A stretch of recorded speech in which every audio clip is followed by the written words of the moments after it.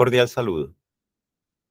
Este siglo XXI ha traído grandes retos a la humanidad y traerá aún mayores, como la gestión de conflictos locales, nacionales y globales, de diferentes naturalezas y en diferentes latitudes. Que la ciencia, tecnología e inteligencia artificial sean para nuestro bienestar y no para la autodestrucción del ser, los valores, la cultura y la sociedad.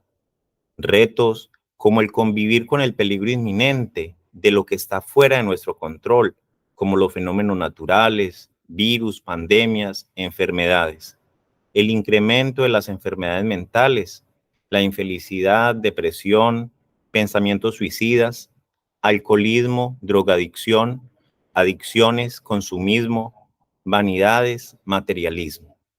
Fenómenos que han superado a los científicos, intelectuales, filósofos, académicos, gobiernos, políticos, ONGs, organismos internacionales y todo tipo de actores, como la pobreza, el desempleo, la hambruna, desnutrición, desafíos nacionales y globales en áreas como la salud, educación, acceso al agua, energías, justicia, reducción de desigualdades, cuidado del medio ambiente y que hablar de la inseguridad. Las guerras locales por cuenta del crimen, guerras internas y entre naciones, la inmigración masiva y desbordada, los rumores de una tercera guerra mundial. La humanidad no ahora, siempre ha estado y estará al borde de un colapso civilizatorio, cuyo acercamiento, lejanía a ese abismo depende de un factor clave, un termómetro, los valores universales. Valores sembrados en las conciencias de personas de diferentes naciones que pregonan con convicción y ejemplo que sus vidas cambiaron gracias a su relación con un ser sobrenatural, todopoderoso, el creador de todo lo visible e invisible.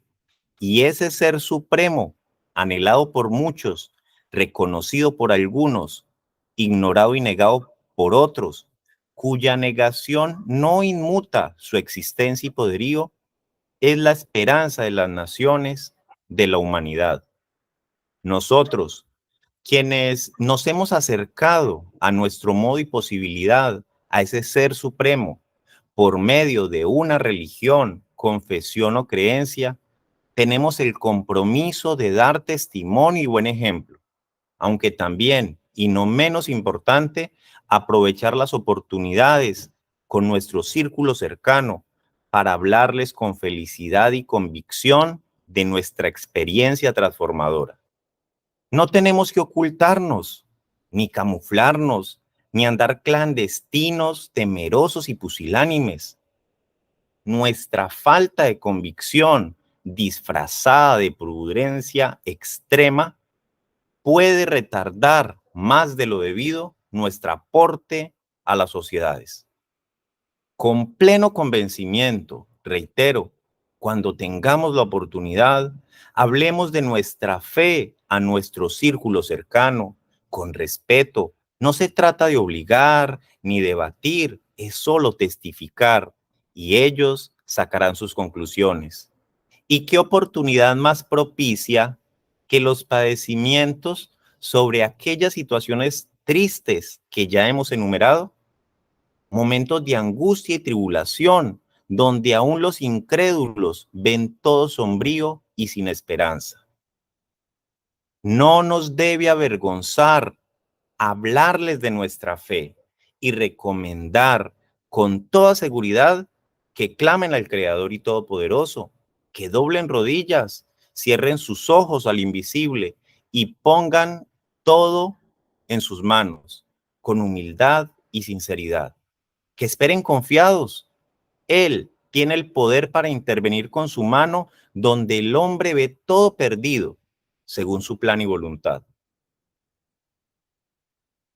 Hay una realidad innegable.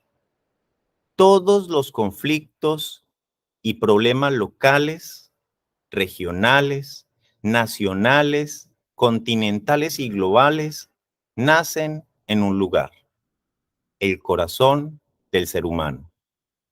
Son las enfermedades inmateriales del corazón, tales como la tristeza del alma, desfallecimiento, ambición, orgullo, egoísmo, envidia, celos, competencias dañinas, insatisfacciones, afán excesivo por la riqueza, el poder y la fama, prestigio social y adulación, en fin, el materialismo.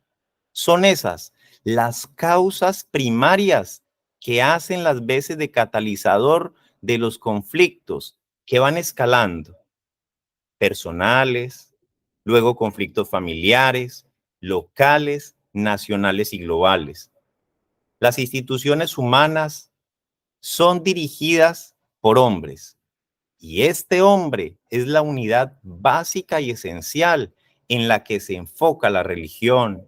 De ahí la gran valía y aporte de estas al mundo. Los líderes religiosos honestos viven los valores que el Creador les irradia y además los promueven con el ejemplo y la enseñanza de la doctrina.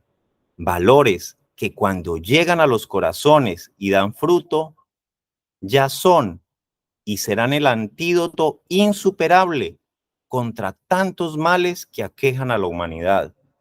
Y este cambio interior redundará en beneficios para la familia, núcleo de la sociedad, la comunidad, la nación y el mundo. De ahí que los líderes religiosos entran en el escenario político nacional y global. Reitero, por esto, los líderes religiosos entran en el escenario político nacional y global como actores claves y transformadores. Nuevos liderazgos religiosos ya son protagonistas y lo serán aún más por su vocación de servicio, espíritu humanitario, independencia, neutralidad, imparcialidad, empatía y testimonio. Como mi líder religiosa mundial, la hermana María Luisa Piraquive, de la Iglesia de Dios Ministerial de Jesucristo Internacional. A ella, a muchos otros y a todos quienes enarbolan la bandera, les envío un fraternal saludo. Estos nuevos actores religiosos, hasta ahora ignorados, impensados y subvalorados, serán protagonistas constructivos a favor de la paz local y mundial, a favor de la coexistencia pacífica, la gestión y resolución de conflictos, diferencias y pleitos sociales, culturales y políticos, no conflictos legales que se dirimen en los tribunales, de ahí su valía. Nosotros, los creyentes de cualquiera de las religiones, confesiones y creencias del mundo, juntos, aún con muchos no creyentes, podemos hacer sinergia, ser ejemplo de diálogo pluralista, honesto y constructivo, a favor de bienes superiores como la vida, el bienestar integral, la paz, no solo material, sino la más importante, la del alma, la honestidad, la convivencia con respeto y la reconciliación. La convicción de nuestra creencia, sumada al diálogo interreligioso global, sembrarán los cimientos de sociedades más pacíficas y millones conocerán que una vida plena en todos los sentidos es el resultado de una vida dedicada al Creador.